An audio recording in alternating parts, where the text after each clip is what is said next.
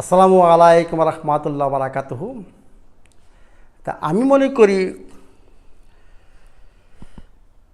এর আগের ভিডিওগুলা যারা দেখেছেন, রমজান মাসের ভিডিওগুলা,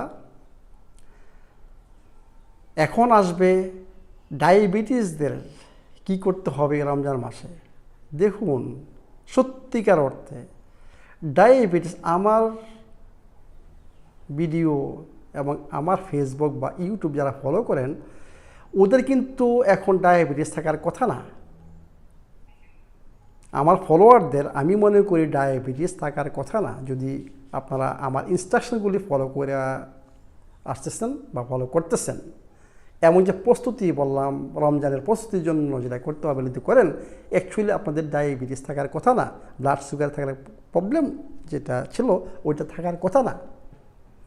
তবুও যদি কারণ ড্যামেজ যদি খুব বেশি হয়ে যায় শরীরের, যাদের অন্যান্য কমপ্লিকেশান অলরেডি অ্যাড হয়ে গেছে, যেমন মনে করেন kidney, heart disease, blood pressure, তারপরে আপনার চোখের প্রবলেম বা পায়ের প্রবলেম, পায়ের ঘায়ের প্রবলেম যেটা আমরা গ্যাংগ্রেন বলি, বুঝছেন, যাদের এসব কমপ্লিকেশন হয়ে গেছে, তাদের জন্য কি করতে হবে? এই রমজান মাসে রোজা রাখা যাবে না যাবে না?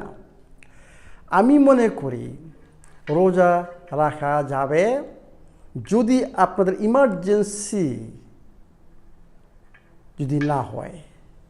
একটা হচ্ছে ইমার্জেন্সি, মনে রাখবেন যে মানে fourth and 5 stages of renal diseases, বুঝছেন, সেটা যদি না হয়, যেটা ইমার্জেন্সি ডিজিজ বা হার্ট, বুঝছেন, অ্যাটাক বা অন্য ধরনের হাই ব্লাড প্রেশার, যেটা আনকন্ট্রোলেবল হাই ব্লাড প্রেশার, বুঝছেন, ওদের ইমার্জেন্সি, ওদের রোজা রাখা ঠিক হবে না। আর বাকি সবার জন্য রোজা রাখা নো প্রবলেম। আপনার ব্লাড সুগার নিয়ে কোনো চিন্তা করতে হবে না। যদি এই যে প্রস্তুতি থেকে আরম্ভ করে ইফতার, সেহরি এবং রাতের খাবার, বুঝছেন, এইগুলো যদি ফলো করেন সব কিছু, আপনার ব্লাড সুগার নিয়ে চিন্তা করতে হবে না। আপনার হাইপোগ্লাইসেমিক সিচুয়েশন হবে না। হাইপোগ্লাইসেমিক কন্ডিশন হচ্ছে ব্রিটল ডায়াবেটিস। ব্রিটল ডায়াবেটিস আপনার লিভার থেকে যেটা রেগুলেশন, কারণ ব্লাড সুগার রেগুলেশন লিভার থেকে আসে। যখন আপনার লিভার ফাংশন ঠিক মতো নাই, এটাকে বলা হয় ব্রিটল ডায়াবেটিস। এই ব্রিটল ডায়াবেটিসের মেইন হচ্ছে যে হাইপোগ্লাইসেমিক, বুঝছেন, যে সিচুয়েশান তৈরি হয়, মানে লো ব্লাড সুগার চলে আসে। ওইটা হবে না। কি জন্য? ওই যে প্রস্তুতির মাধ্যমে আপনি আপনার লিভারকে অলরেডি সাপোর্ট দিয়ে আসছেন, সে তো তার কাজ ঠিক মতো করতে পারবে। তার রেগুলেশন, ব্লাড সুগারের রেগুলেশন, বুঝছেন, সেটা সে করবে। সে যদি এটা রেগুলেট করে, তাহলে আপনার এই হাইপোগ্লাইসেমিক যে কন্ডিশন, সেটা হবে না। এই জন্য ফাস্টিং নিয়ে চিন্তা করবেন না যে ফাস্টিংয়ে আপনার হাইপোগ্লাইসেমিক কন্ডিশন হবে। এটা হবে না যদি আপনি ওই প্রস্তুতি থেকে এবং এর আগের থেকে আমাকে যদি ফলো করে থাকেন। এবং যারা আমাকে ফলো করেন না, নতুন হয়তো বা আমার ভিডিও দেখতেছেন এখন রমজান মাসের এটি, তাদের এই জন্য বলছে প্রস্তুতি, যখন প্রস্তুতি যদি নিয়ে থাকেন তাহলে আপনাদের এই প্রবলেম হবে না। এবং যারা প্রস্তুতি নেন নাই এবং এখন থেকে আরম্ভ করছেন, হ্যাঁ, তাদের হয়তোবা প্রবলেম হতে পারে। এটি যদি প্রবলেম হয় আপনাদের, তখন আপনাদের কি করতে হবে সেইটা নিয়ে এখন আলাপ করতে হবে। সেই ক্ষেত্রে আমি বলবো যে আপনারা যদি প্রবলেম হয়, আপনাদের রোজা, বুঝছেন, রাখবেন না, কিন্তু আপনার প্রস্তুতি নেন। এটি কিছুদিন পরে আপনারা আবার রোজা আরম্ভ করতে পারবেন। আর যারা প্রস্তুতি অলরেডি নিয়ে গেছেন, তাদের চিন্তা করতে হবে না। যারা এখন প্রস্তুতির সুযোগ পাননি, আপনাদের অলরেডি আরম্ভ করছেন, আমার ইনস্ট্রাকশন মানে ফার্স্ট রোজার থেকে, আমি মনে করি ওদের কন্ট্রোলের মাধ্যমে, ব্লাড সুগার কন্ট্রোলের মাধ্যমে আপনারা ট্রাই করতে পারেন যে আপনাদের আমার ইনস্ট্রাকশানে যে আপনি ইফতারি করবেন, রাতের খাবারটা খাবেন, সেহরি করবেন, এই ইনস্ট্রাকশন ফলো করবেন। এতে করে আপনার কি দাঁড়াচ্ছে, কন্ট্রোল করতে হবে। কন্ট্রোল করার মাধ্যমে আস্তে আস্তে এগুলো আরম্ভ করবেন। দেখবেন যে কোনো এক সময়ে আপনি নর্মাল রোজা রাখতে পারবেন।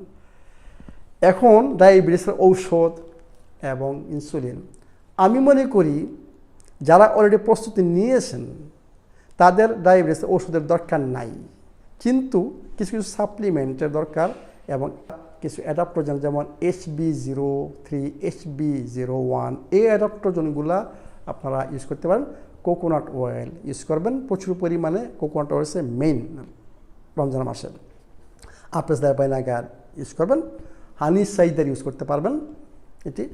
তো এইগুলোর মাধ্যমে বুঝছেন, এবং সাপ্লিমেন্ট আমি সবসময় বলি যে আপনার যে স্পেশাল যদি আপনার খাবারটা খেয়ে যান, সামুদ্রিক খাবারটা ইলিশ মাছটা বুঝছেন বেশি খান, সামুদ্রিক যে কোনো খাবার বা ভেজিটেবল সিহুইড এগুলো যদি বেশি বেশি খান, ওমেগা-3 এবং সিডস, চিয়া সিডস, তারপরে আপনার আর কি আছে মনে করেন ডিম, এগুলোর মধ্যে রয়ে গেছে ভালো ফ্যাট ওমেগা-3। তো এইগুলো যদি আপনারা বেশি বেশি অ্যাকসেপ্ট করেন, গ্রহণ করেন, তখন আপনাদের এই সুগারের প্রবলেমটা হবে না। তো এই জন্য বলতেছি যে কয়েকটা ক্যাটাগরির, এক ক্যাটাগরি হচ্ছে কি আপনাদের অলরেডি ব্লাড সুগারের প্রবলেম নাই, কারণ আপনারা আগের থেকে আমাকে ফলো করে আসতেছেন, ওদের জন্য অ্যাজ ইউজুয়াল সবার জন্য যে ইনস্ট্রাকশন সবার জন্য ওই ইনস্ট্রাকশনই। 2 নম্বর ক্যাটাগরির লোক হচ্ছে যারা প্রস্তুতি আরম্ভ করেছেন, আমি মনে করি 10-12 দিন প্রস্তুতির পরে আপনাদের এই প্রবলেম হওয়া উচিত না, এবং আপনারা নর্মাল ওয়ে ইফতার, রাতের খাবার, সেহরি কন্টিনিউ করবেন, রোজা রাখবেন। 3rd ক্যাটাগরি হচ্ছে যারা প্রস্তুতির সময় পাননি, মানে আরম্ভ করেছেন, ওদের জন্য বললাম যে কন্ট্রোলের মাধ্যমে আপনারা রোজা রাখা আরম্ভ করেন, কন্ট্রোল করবেন। যদি দেখেন যে আপনার গ্লাইসেমিক প্রবলেম হয়ে গেছে, বুঝছেন, আপনার ভঙ্গ করতে হবে, কিছু আপনার খেতে হবে এটি। এবং ইনসুলিন এবং আপনার অন্যান্য ব্লাড সুগার যে মেডিসিনগুলো আছে সেগুলো আপনাকে রেগুলেট করতে হবে। আপনার রেগুলেটের মাধ্যমে দেখবেন যে আপনার ব্লাড সুগার কী করবেন, আপনার ওকে আপনি ভালো ফিল করতেছেন, এনার্জেটিক ফিল করতেছেন, আপনার ওষুধ দরকার নাই। আপনি যদি দেখেন যে আপনার এনার্জি নাই এবং আপনার অন্যান্য প্রবলেম যে গ্লাইসেমিক, বুঝছেন, যে প্রবলেমের জন্য হাইপোগ্লাইসেমিক এর জন্য যেটা হচ্ছে যদি ফিল করেন, তখন আপনার কী করতে হবে, আপনার কিছু ইনটেক করতে হবে, আপনার রোজা ভাঙতে হবে। তো এই বলছি কন্ট্রোলের মাধ্যমে আপনারা রোজা স্টার্ট করেন, দেখেন যে কোনো এক সময় রোজা রাখতে পারবেন। এবং আরেক শ্রেণীর লোক কারা, আরেক শ্রেণীর লোক হচ্ছে ইমার্জেন্সি, ওদের জন্য আমি রোজা রিকমেন্ড করি না এটি, কারণ ইমার্জেন্সি মানে ইমার্জেন্সি। তো এই হচ্ছে ডায়াবেটিক পেশেন্টদের ইনস্ট্রাকশন যে আপনারা কীভাবে রোজা রাখবেন আমার ইনস্ট্রাকশনের মাধ্যমে এটি। তো এই হচ্ছে আপনাদের জন্য গাইডলাইন্স, ডায়াবেটিস পেশেন্টের জন্য গাইডলাইন্স, বিভিন্ন ক্যাটাগরির পেশেন্ট এবং কে কী করবেন আমি আপনাদেরকে এখন এই ইনস্ট্রাকশন দিলাম, আপনারা এটা ফলো করেন, ইনশাল্লাহ আপনার সুস্থ থাকবেন, ভালো থাকবেন। আমি মনে করি যদি রোজা রাখতে পারেন, কী করেন, আপনার ডায়াবেটিস চলে যাবে, আর ডায়াবেটিস নাই, এরপর আর ওষুধপত্র কোনো কিছু খেতে হবে না এটি। আল্লাহ পাক এই রমজান মাস দিচ্ছে আমাদের শরীরকে সুস্থ করার জন্য এবং মনকে পরিষ্কার করার জন্য এটি। তো আমি মনে করি আপনাদের ডায়াবেটিস থাকবে না এটি এই রমজান মাসের পরে। এই হলো ডায়াবেটিস পেশেন্টদের গাইডলাইন্স। ভালো থাকেন, সুস্থ থাকেন।